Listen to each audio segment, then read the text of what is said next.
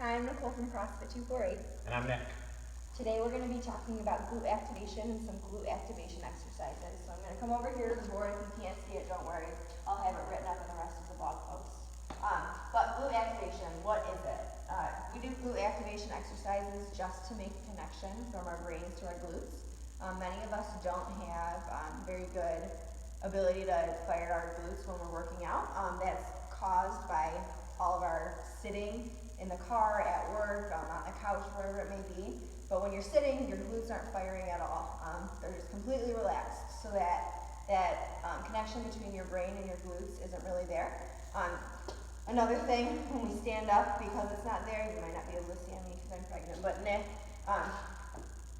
an arched back, letting our butts just hang out, not really worrying about firing them at all. So the way you should be standing is more upright, having a subtle activation in your glutes.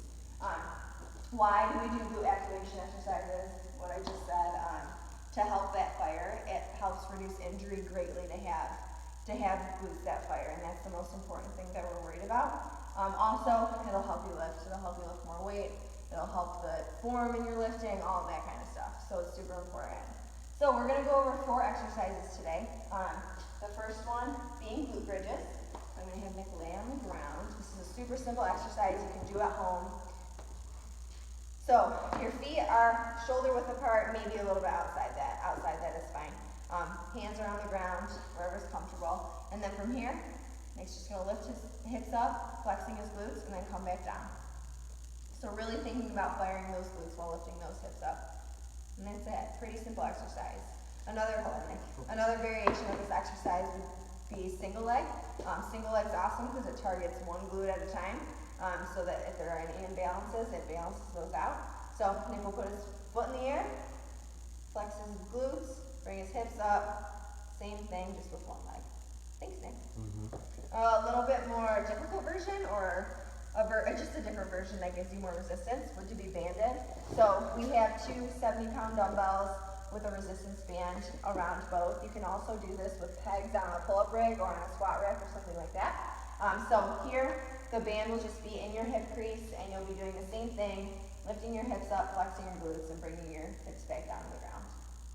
Cool, thanks, Nick. The next thing that we're going to do are banded side steps. These get our glute needs, so not our gluteus maximus, our common known butt muscle, but a different one. These are super good to do before squatting. They help get you nice and warm before you do any of that, or before doing any Olympic lift. So they'll triple up a resistance band. They also have things that are specifically made for this, but a resistance band works just fine. And then you'll pull that up to right above your knees. You want to make sure that it's not on your kneecap or anywhere near there, a few inches above. Then from here, Nick brings his hips back like so, and then he's just going to step to the side. Awesome. So some important things with this is that Nick is keeping his knees over his toes and not letting his knees cave in. This defeats the purpose of the movement. Cool. Very simple, super awesome for a warm-up. Next movement we're going to do are banded marches.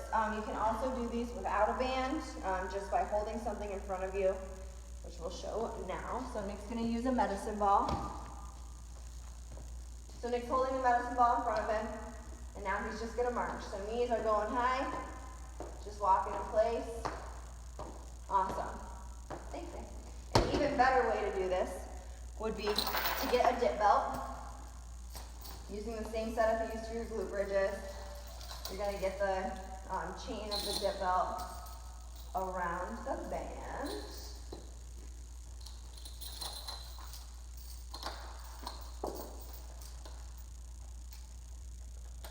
Awesome. You're going to stand up, hold the ball, and walk. Sweet. So this just adds a little bit more resistance and really helps get that whole back side of your body turned on.